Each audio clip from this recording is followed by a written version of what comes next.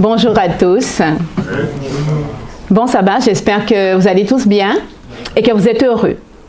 Ce matin, on a parlé du bonheur pendant le temps de croissance avec Julie. J'ai vraiment trouvé ça très intéressant. La notion de bonheur, c'est quelque chose de très important, n'est-ce pas? Est-ce que vous êtes heureux ce matin?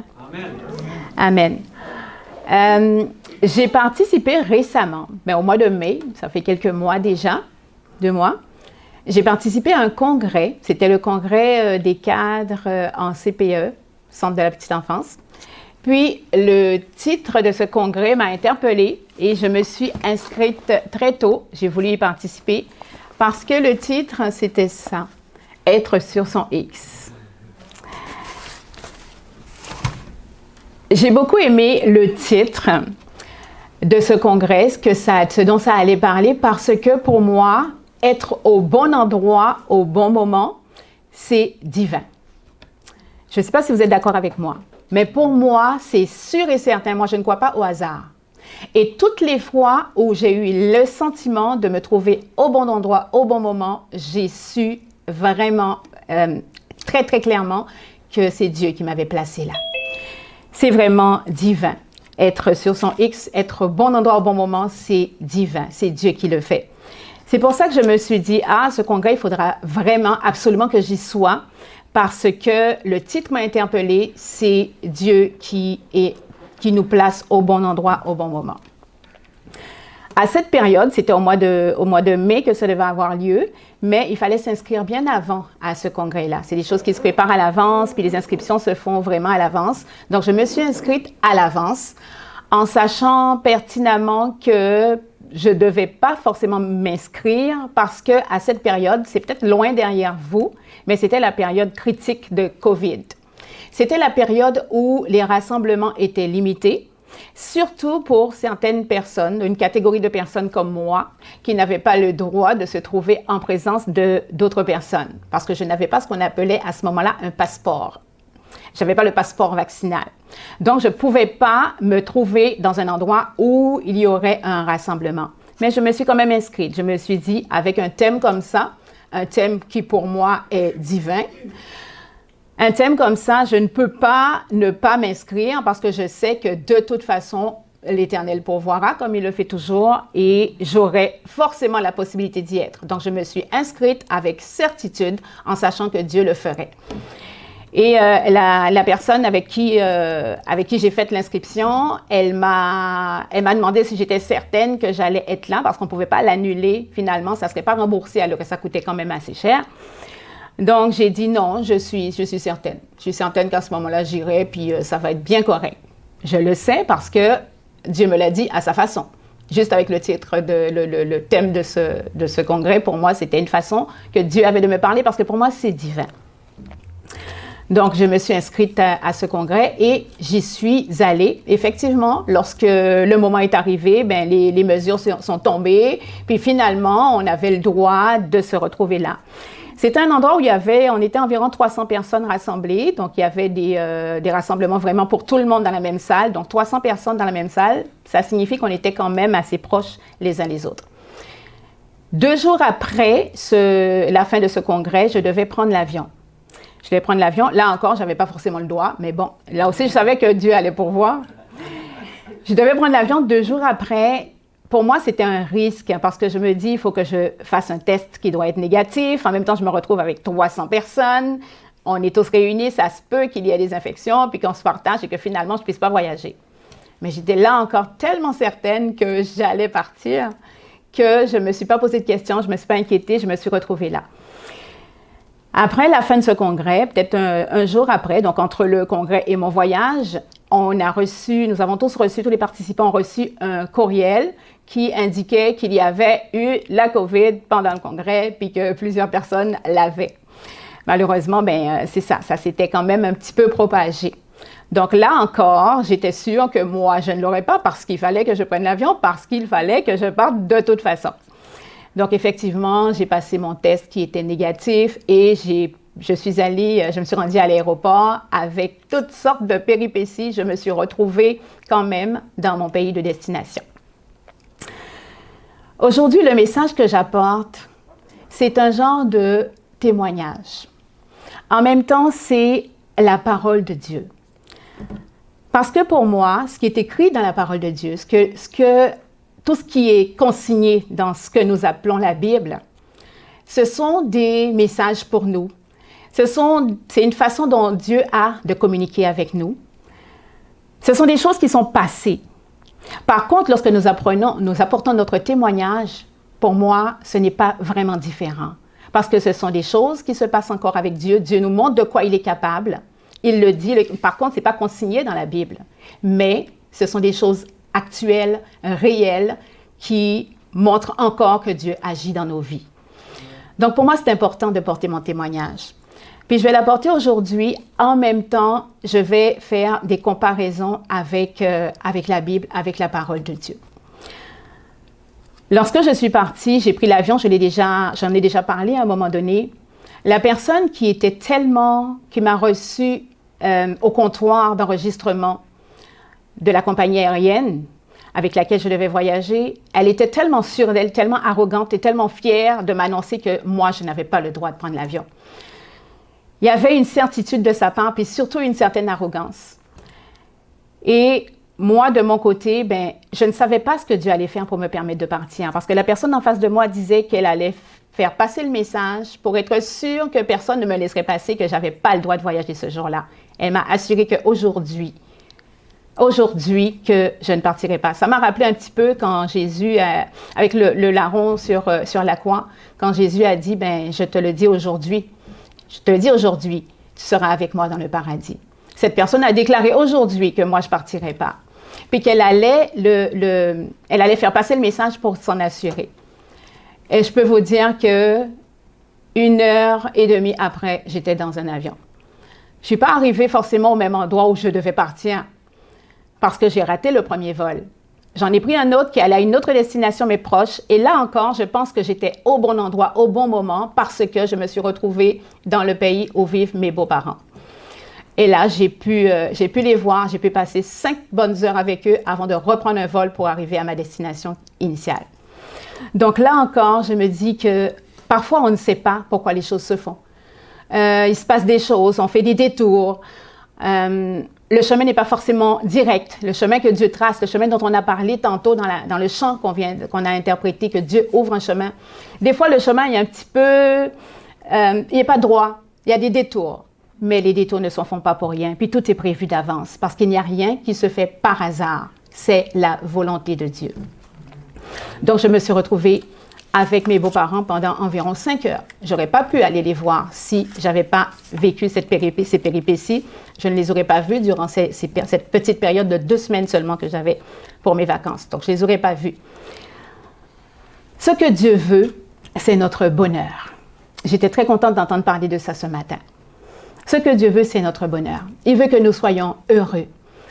Sur cette terre, déjà maintenant, là, aujourd'hui, maintenant, pas dans le futur. Des fois, on pense que dans le futur, lorsque Jésus va revenir et qu'on va se retrouver sur la nouvelle terre, que tout va être merveilleux, que là, on va avoir un bonheur sans fin.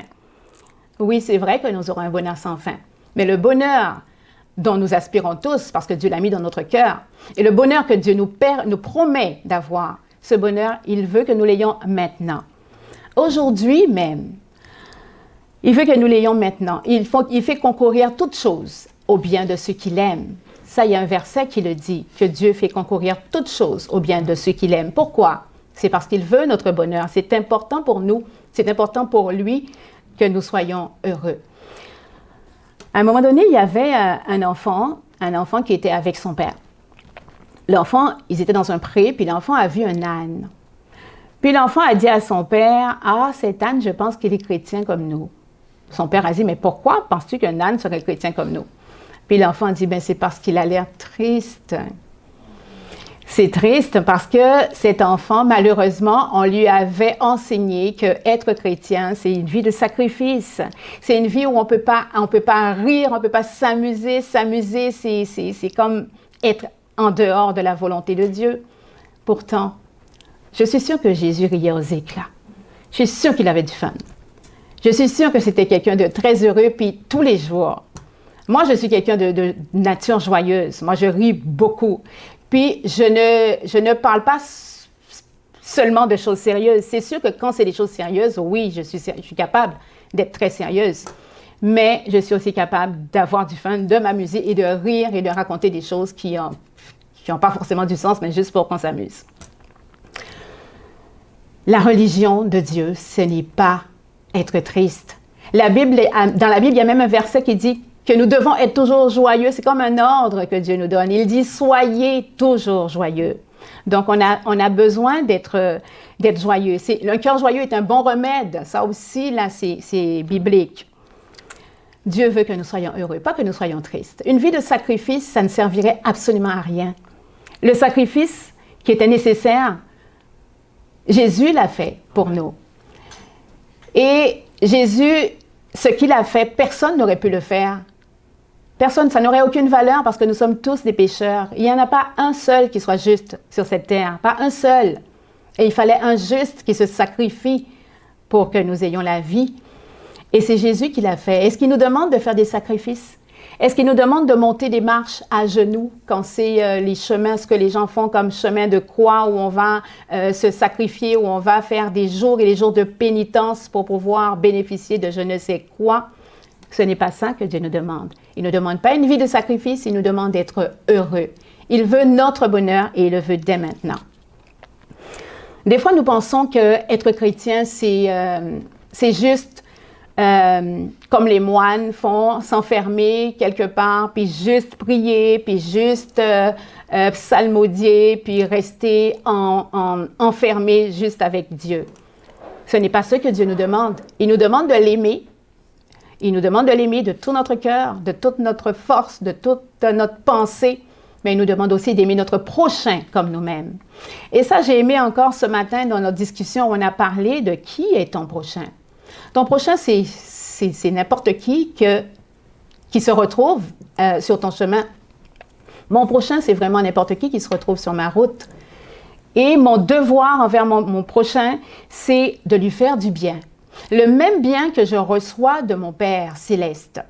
Le même bien que me fait Jésus, le Christ, mon frère. Le même bien qu'ils me font, c'est ce bien que je peux déverser autour de moi.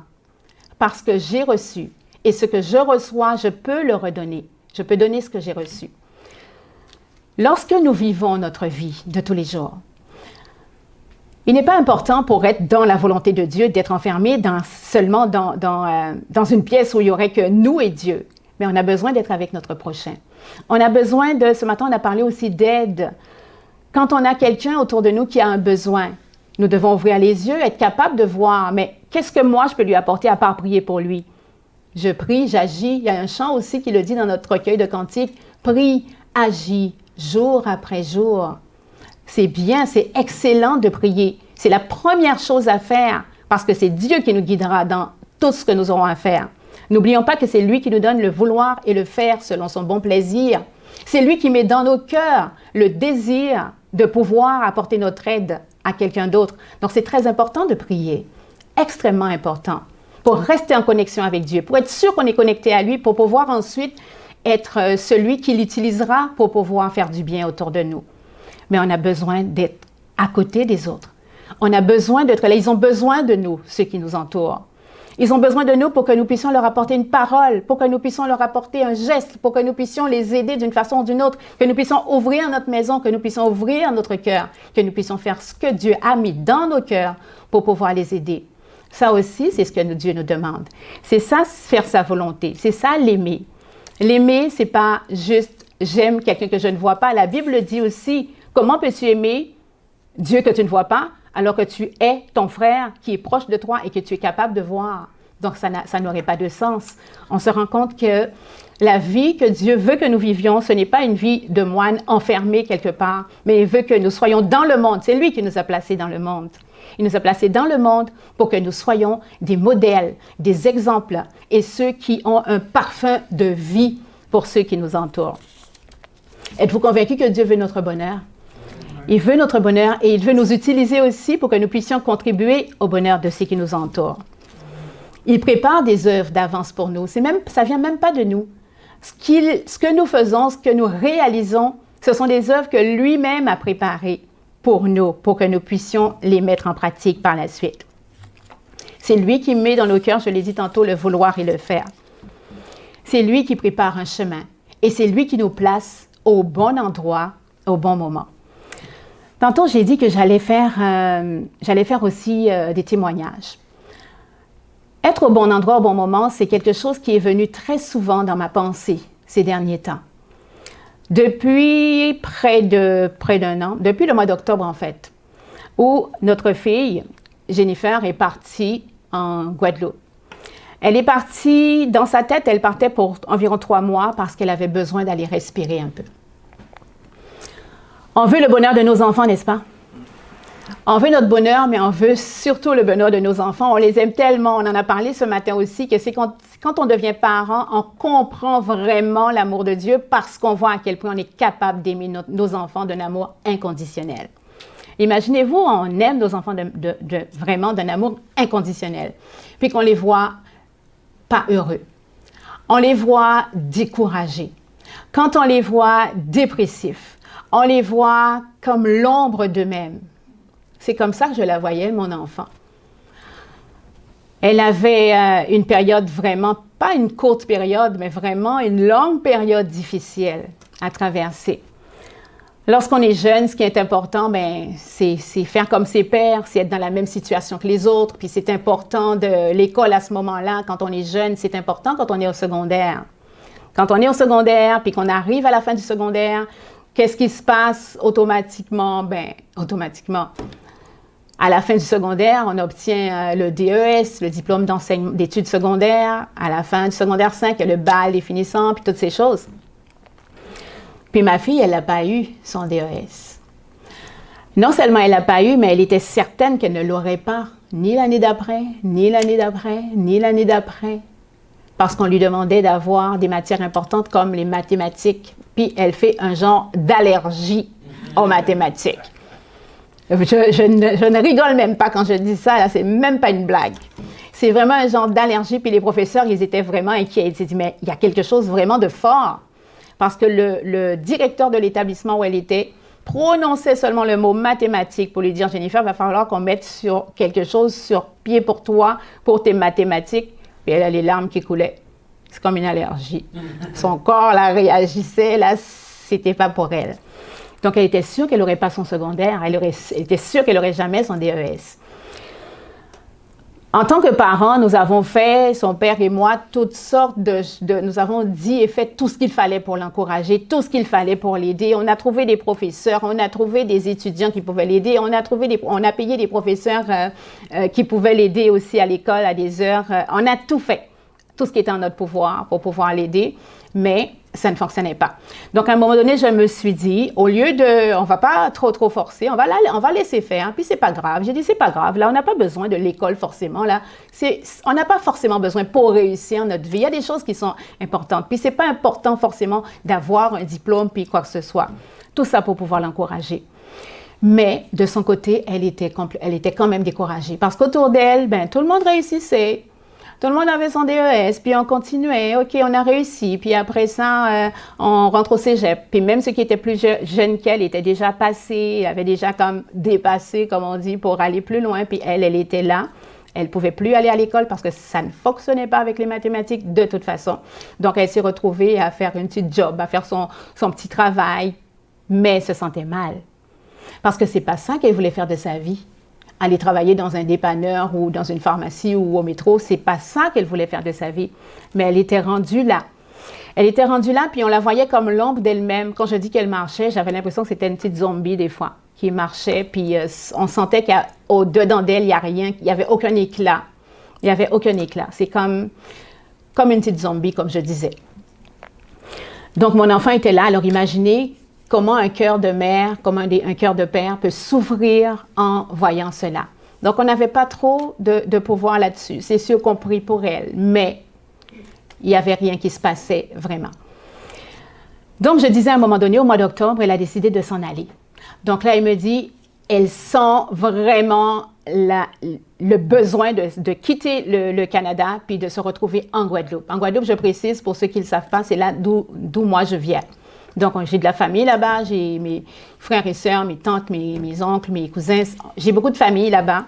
Puis, elle avait l'habitude d'y aller en vacances, parce qu'on y allait en vacances depuis qu'elle était enfant on y allait quand même assez souvent.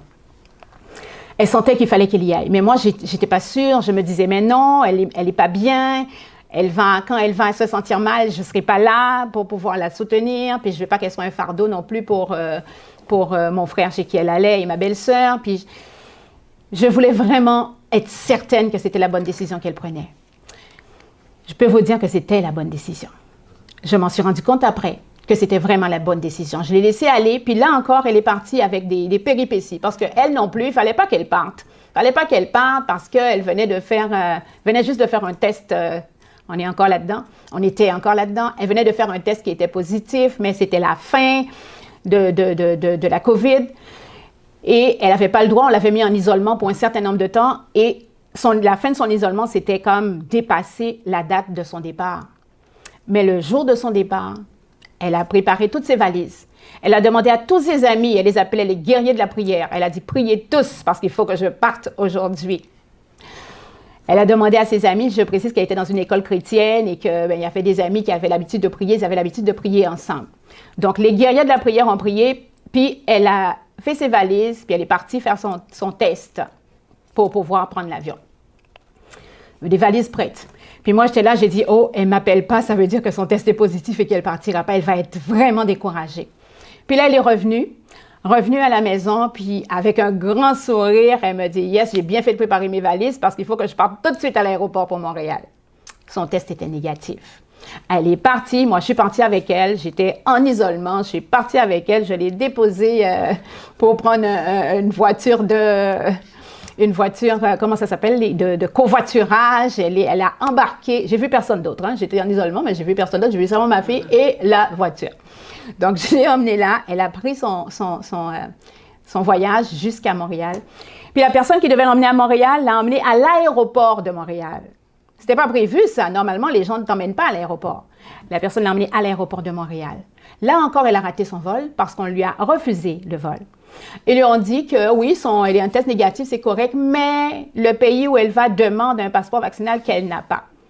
Elle a dit non. Elle m'a appelé au téléphone, puis elle m'a dit, maman, là, je sais que toi, tu sais comment faire pour leur parler. J'ai dit non, tu es capable de leur parler, toi aussi. Donc là, elle leur a parlé, puis elle leur a dit qu'elle est sûre que là-bas, on ne demande pas ça, puis c'est pas du tout ça, Finalement, la personne s'est excusée, puis on lui a donné l'hôtel, parce qu'elle a raté le vol, oui, mais on lui a donné l'hôtel. Elle m'a dit, wow, j'ai l'hôtel, j'ai une belle chambre au lieu de dormir à l'aéroport, parce qu'elle était supposée dormir à l'aéroport de Miami. Puis là, elle se rend compte, je dors à l'hôtel, puis je reprends mon vol demain pour Miami direct, et puis, donc, c'était merveilleux. Encore être au bon endroit au bon moment. Quand on pense qu'on a raté, on a des ratés, on a des choses qui n'ont pas fonctionné, c'est encore mieux. Elle me dit là, quand je pensais que ça ne fonctionnait pas, c'est encore mieux. C'est ce que Dieu fait. Quand on pense que ça ne fonctionne pas, il y a quelque chose qui n'a pas marché, c'est parce qu'il y avait quelque chose de mieux encore pour nous.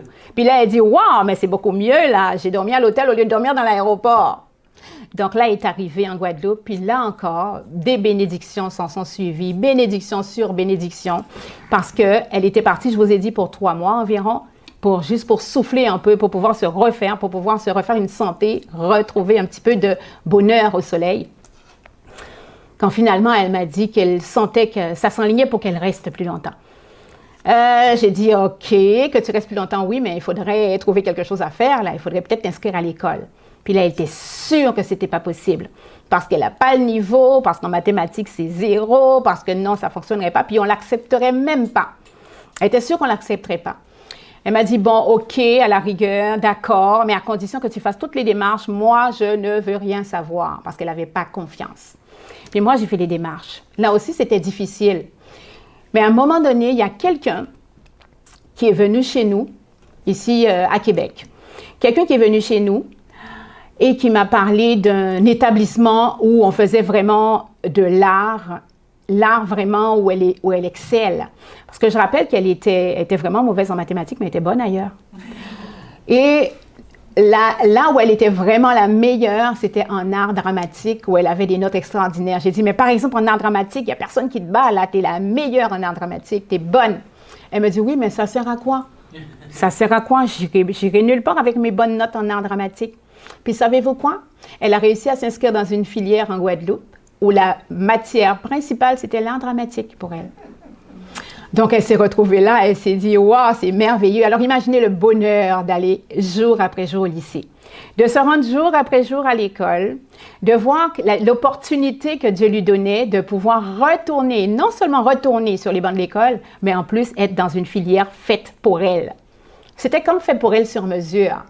Excellent pour elle, parfait. Les mathématiques existent, mais avec très, très peu de valeur, avec un petit coefficient minime pour le baccalauréat. Donc, elle avait les mathématiques, mais ça ne la dérangeait pas vraiment. Puis, pour les autres matières, elle était à l'aise. Savez-vous que lorsqu'on est à l'aise, on est bien dans notre peau, mais les choses fonctionnent bien. Ça va bien parce que dans notre cœur, à l'intérieur, ça va. Donc, ça se voit, ça sort de partout quand on est heureux, quand on est bien. Et c'est ce bonheur que Dieu veut pour nous. Pas un bonheur juste pour une petite parcelle de notre vie, mais un bonheur total sur toutes les sphères de notre vie. C'est ça que Dieu veut pour nous. Donc, elle est partie là-bas et je vous dis, pour faire l'histoire courte, parce que ce serait long si je me mettais à raconter des choses, pour faire l'histoire courte, le 5 de juillet, mardi, qui vient juste de passer, les résultats du baccalauréat sont sortis, puis elle a eu son bac. Non seulement elle est admise, elle l'a eu, mais avec une mention bien, et elle est admise à l'université. Elle qui pensait ne jamais aller à l'université, parce qu'elle n'aurait jamais son secondaire, elle n'irait jamais en cégep, puis elle n'irait jamais à l'université. Elle a été admise, acceptée dans 5 universités.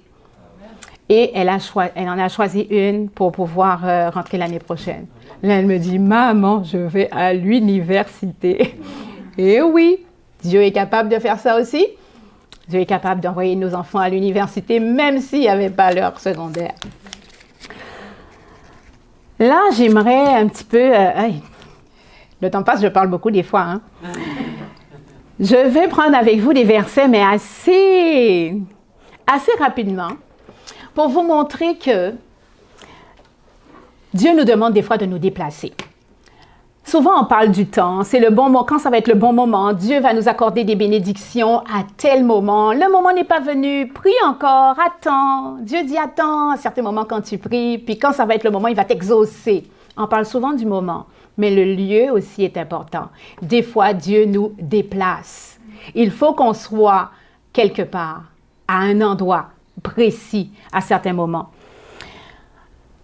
Dans le verset qui est à l'écran, on voit que c'est Matthieu, il s'agit de Joseph et Marie qui ont dû se déplacer avec Jésus pour pouvoir le mettre en sécurité. Ils ont dû se déplacer. Jésus est né à Bethléem, mais il a dû aller en Égypte. Ensuite, il a dû vraiment, Dieu lui montrait à ses parents à quel moment il fallait se déplacer pour mettre Jésus en sécurité. Matthieu 2, verset 13-14, qui dit « Lorsqu'il fut parti, voici, un ange du Seigneur apparut en songe à Joseph et dit « Lève-toi, prends le petit enfant et sa mère, fuis en Égypte, et reste-y jusqu'à ce que je te parle. Car Hérode cherchera le petit enfant pour le faire périr. » Joseph se leva, prit de nuit le petit enfant et sa mère et se retira en Égypte. Matthieu 2, 19, 21, « Quand Hérode fut mort, voici un ange du Seigneur apparut en songe à Joseph en Égypte et dit, « Lève-toi, prends le petit enfant et sa mère et va dans le pays d'Israël, car ceux qui en voulaient à sa vie sont morts. » Joseph se leva, prit le petit enfant et sa mère et il alla dans le pays d'Israël. Donc on voit que Dieu demande de se lever, de partir et sans hésitation, la personne à qui reçoit ce message se lève et s'en va. Abraham aussi a reçu un message semblable où il devait quitter son pays. Abraham y était en Ur en Chaldée. L'Éternel lui dit, « Va-t'en de ton pays, de ta patrie et de la maison de ton père dans le pays que je te montrerai. » Là, il ne sait même pas où il allait, mais Dieu allait lui montrer en chemin. Ça nous arrive aussi que des fois, on sait que nous devons faire un changement, que nous devons nous en aller, sans pour autant savoir où nous allons. Mais Dieu, il le sait. C'est lui qui nous guide, c'est lui qui trace le chemin et qui nous conduit. Donc, on n'a pas besoin forcément de savoir exactement tout ce qu'il va y avoir après, tout ce qui va se passer, où exactement il va nous conduire, parce que c'est lui qui conduit. On est passager. Quand on est passager, est-ce qu'on a besoin forcément de savoir tout l'itinéraire? Non.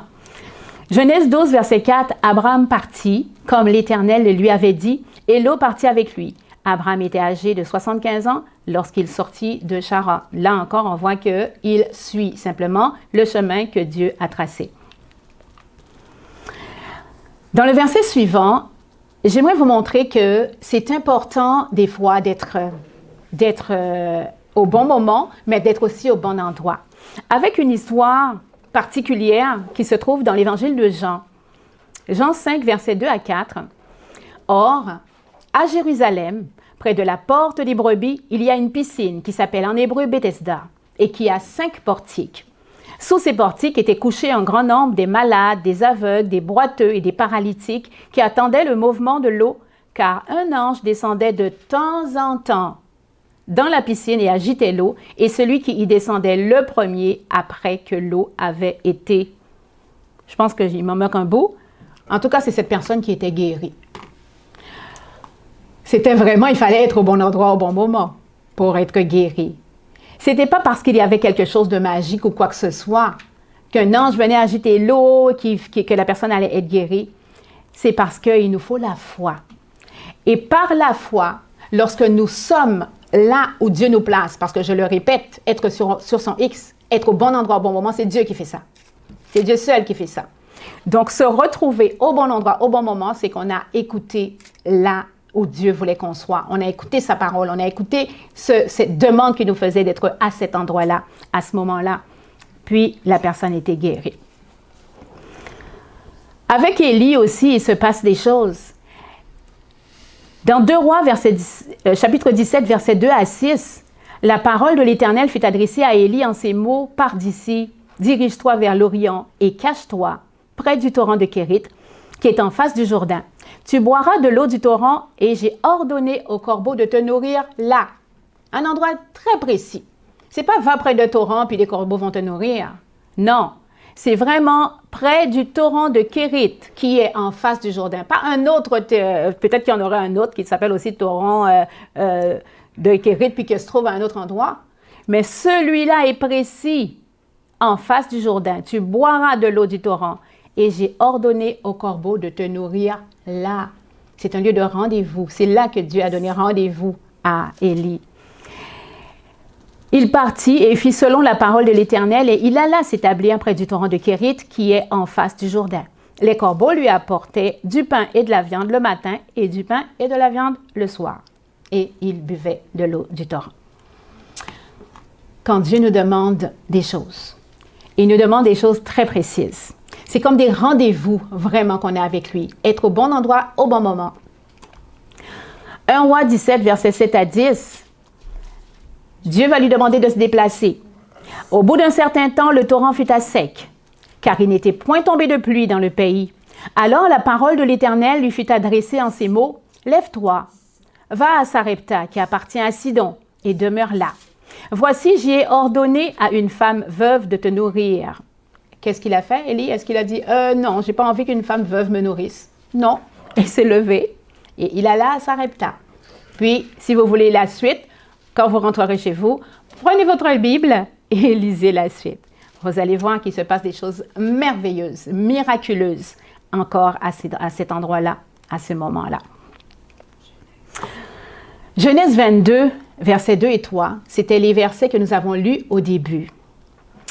Dieu dit, Dieu il s'adresse à Abraham, et lui dit: « Prends ton fils, ton unique, celui que tu aimes, Isaac, va-t'en au pays de Morija, et là, offre-le en holocauste sur l'une des montagnes que je te dirai. » Abraham se leva de bon matin, sella son âne et prit avec lui 2 serviteurs et son fils Isaac. Il fendit du bois pour l'holocauste et partit pour aller au lieu que Dieu lui avait dit. Là, Dieu demande quelque chose de particulier. Dieu demande à Abraham de prendre son fils unique, Isaac, et de l'emmener encore là à un endroit bien précis, au pays de Morija. Et il devait l'offrir en sacrifice sur une montagne, pas n'importe laquelle, la montagne que je te dirai. Genèse 22, 6 à 8. Abraham prit le bois pour l'holocauste, le chargea sur son fils Isaac et porta dans sa main le feu et le couteau. Et ils marchèrent tous deux ensemble. Alors Isaac, parlant à Abraham, son père, lui dit, « Mon père !» Et il répondit, « Me voici, mon fils. » Isaac reprit, « Voici le feu et le bois. Mais où est l'agneau pour l'holocauste? » Abraham répondit, « Mon fils, Dieu se pourvoira lui-même de l'agneau pour l'holocauste. » Dieu pourvoira lui-même de l'agneau pour l'holocauste. Lorsqu'ils furent arrivés au lieu que Dieu lui avait dit, Abraham y éleva un autel et rangea le bois. Il lia son fils Isaac et le mit sur l'autel, par-dessus le bois. Puis Abraham étendit la main et prit le couteau pour égorger son fils. Alors, l'ange de l'Éternel l'appela des cieux et dit, « Abraham, Abraham !» Et il répondit, « Me voici. » L'ange dit, « N'avance pas ta main sur l'enfant et ne lui fais rien, car je sais maintenant que tu crains Dieu et que tu ne m'as pas refusé ton fils. » Avez-vous vu lorsque Isaac a posé la question à Abraham, il lui a demandé, « Mon père, mais je vois le feu, je vois le bois, mais il est où l'agneau pour le sacrifice? » Et avez-vous remarqué ce qu'Abraham lui a répondu? Que l'Éternel pourvoira. L'Éternel pourvoira. Lorsque Dieu nous demande de faire des choses, nous n'avons pas d'inquiétude à avoir. L'Éternel pourvoit, il pourvoit toujours. Puis est-ce que Dieu a pourvu justement, quand vous regardez un petit peu plus loin, dans les versets 13-14, Abraham leva les yeux. Il n'a pas fait grand-chose, il n'est pas parti chercher nulle part. Il a juste levé les yeux. Abraham leva les yeux et vit derrière lui un bélier retenu dans un buisson par les cornes. Et Abraham alla prendre le bélier et l'offrit en holocauste à la place de son fils. Abraham donna à ce lieu le nom de Jéhovah-Jiré. C'est pourquoi l'on dit aujourd'hui à la montagne de l'Éternel, il sera pourvu. Il sera pourvu, oui, mais à un endroit précis, à la montagne de l'Éternel. Il y a le lieu, il y a le moment. À la montagne de l'Éternel, Dieu pourvoit. Dieu a demandé à Abraham d'aller faire un sacrifice. Puis au bon moment, alors qu'il était sur le lieu et au moment où Dieu l'avait demandé, au bon moment, il a juste levé les yeux puis il a vu l'animal qu'il fallait offrir un sacrifice. Parce que c'est Dieu qui l'avait fait. C'est Dieu qui l'avait préparé, c'est Dieu qui l'avait mis là. L'Éternel a pourvu.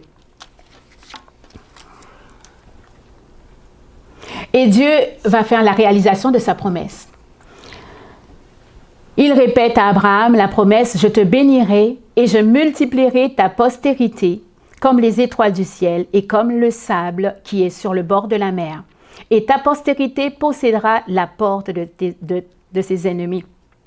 Toutes les nations de la terre seront bénies en ta postérité. » Pourquoi? Parce que tu as obéi à ma voix. Parce que tu as obéi à ma voix. Nous, aujourd'hui, est-ce que nous obéissons à sa voix? Est-ce que déjà nous entendons et reconnaissons sa voix autant que Abraham entendait et connaissait la voix de Dieu? Pour pouvoir obéir à sa voix, il faut déjà l'entendre. Pour l'entendre, il faut déjà être attentif. Il faut être à l'écoute. Et pour être à l'écoute, pour être capable de le reconnaître, il faut déjà avoir une relation intime avec lui pour pouvoir le connaître et être certaine que ça, c'est mon Dieu qui me parle, parce que je le connais. Je le connais pas parce que je suis avec lui une fois par semaine. Je le connais parce que c'est un ami intime, c'est quelqu'un avec qui, c'est celui avec qui je passe la majorité de mon temps de qualité. Je le connais parce que j'ai une relation avec lui. Avons-nous une relation avec notre Dieu? Apprenons-nous à le connaître chaque jour davantage. Êtes-vous à l'écoute? Sommes-nous tous à l'écoute de Dieu jour après jour pour être sûr que lorsqu'il y aura une demande spéciale, que nous allons être sûrs de l'entendre? Parce qu'il ne faudra pas passer à côté d'une opportunité. Il ne faudra pas rater l'occasion d'être sur notre X parce que je n'ai pas entendu Dieu. Il faut que je l'entende D'une façon ou d'une autre, il faut que je l'entende, que je le connaisse, que je reconnaisse sa voix, que je l'entende pour que je sois au bon endroit, au bon moment pour recevoir la bénédiction spéciale qu'il a pour moi. Parce que Dieu a une bénédiction spéciale pour chacun de nous. Des bénédictions, il y en a tous les jours. Tous les jours. Le fait seulement de se réveiller le matin, de respirer, c'est déjà une bénédiction. Le fait d'avoir du monde autour de nous, le fait d'avoir de quoi manger, de quoi se vêtir, c'est une bénédiction. Donc, des bénédictions, on en vit tous les jours. Mais Dieu a pour chacun de nous une bénédiction spéciale. Abraham, il l'a rappelé. Il allait multiplier sa postérité comme les étoiles du ciel, comme le sable qui est sur le bord de la mer. Mais pour chacun de nous, Dieu a une bénédiction spéciale. Nous avons une mission qu'il nous confie. Cette mission, il nous la confie, il nous donne tout, il met tout en œuvre pour que nous puissions l'accomplir. Et il nous donne ce qu'il faut, comme j'ai dit tout à l'heure. Il nous donne vraiment toute la possibilité de le faire. Donc, soyons à l'écoute, jour après jour. Passons du temps de qualité avec lui. Apprenons à le connaître davantage. Écoutons-le pour que lorsqu'il nous demandera des choses spéciales, que nous ne passions pas à côté de sa bénédiction spéciale qu'il a pour nous. Parce que nous ne sommes pas par hasard sur cette terre. Vous voyez, tous les gens dont on parle dans la Bible, il aurait pu avoir nos noms à tous. De voir ce que Dieu a fait avec nous, à travers nous, dans nos vies. À travers nous, il a touché des milliers de personnes. Peut-être que nous ne le savons même pas. Nous ne savons même pas que par notre présence, par nos paroles, par nos actions, il y a des centaines, peut-être des milliers de personnes. Surtout que maintenant, on a l'Internet et que les choses vont très vite. Qu'on se parle, on peut parler à 50 personnes, si on veut, en même temps pour transmettre un message. Surtout maintenant. Imaginez-vous le nombre de personnes que vous avez peut-être touchées, le nombre de personnes qui sont sauvées, qui sont ressuscitées, je dirais, parce que des fois nous sommes morts spirituellement, mais Dieu nous ramène à la vie par Jésus. Imaginez un petit peu le nombre de personnes. Ne passons pas à côté de toutes ces opportunités parce que Dieu a un plan pour chacun de nous.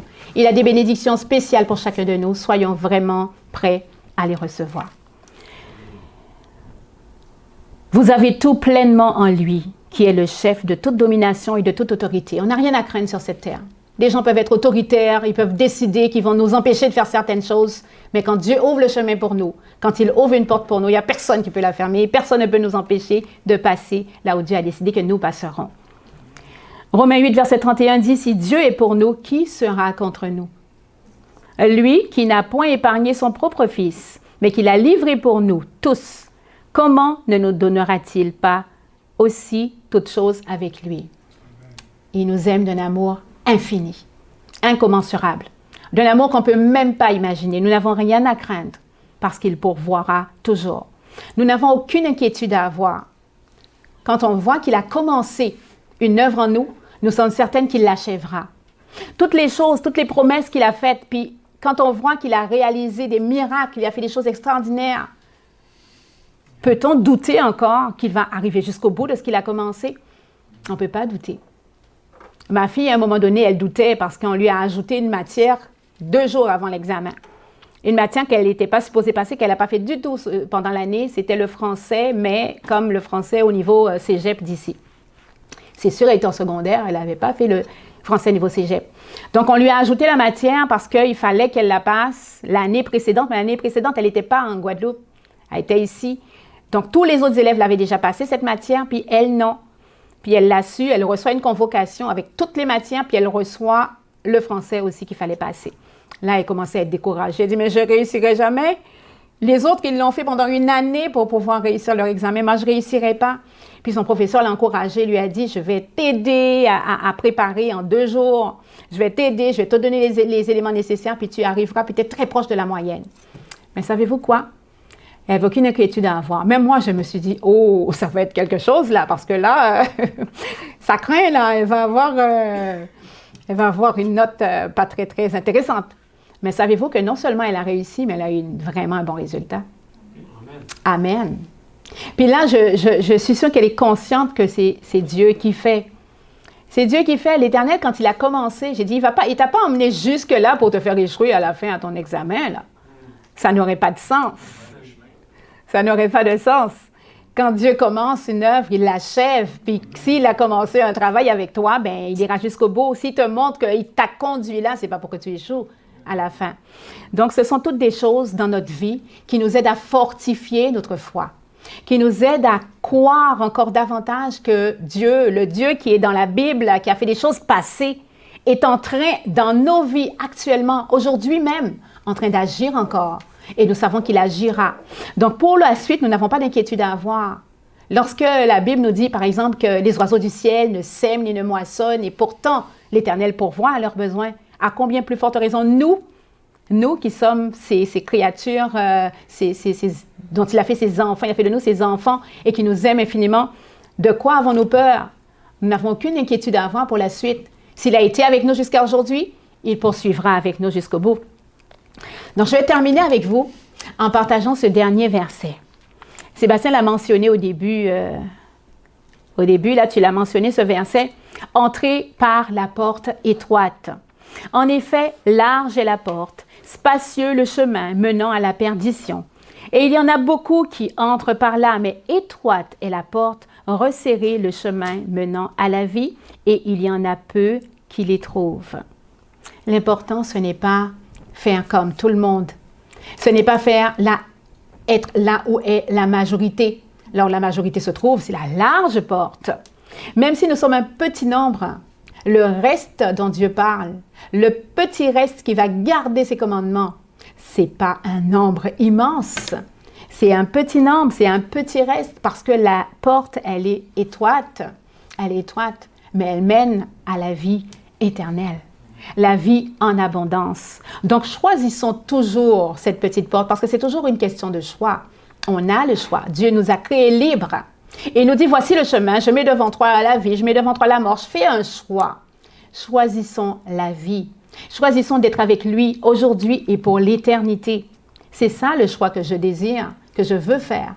C'est le choix que je souhaite que chacun fera aujourd'hui, demain et les jours suivants. C'est un choix que nous pouvons renouveler à chaque jour. Que je veux vraiment me trouver avec toi. Là où tu veux que je sois, c'est le rendez-vous avec toi. Être en ta présence. Être là où Dieu veut que nous soyons, c'est comme un rendez-vous avec lui, c'est être en sa présence. Pour terminer, je dirais simplement que lorsque Adam, dans le jardin, a péché et qu'il s'est caché, et Dieu ne lui a pas demandé, Adam, qu'as-tu fait? Dieu lui a demandé, Adam, où es-tu? Où es-tu? Es-tu en ma présence? Non, il voulait que Adam prenne conscience qu'il n'était pas au bon endroit. Il n'était pas au bon endroit. Il faut que tu sois en ma présence. Le péché nous sépare de Dieu, mais Dieu, par Jésus est venu lui-même pour nous réconcilier avec le Père, pour que nous soyons encore en sa présence, sur notre X, au bon endroit, au bon moment. Que Dieu nous bénisse tous. Amen. Amen.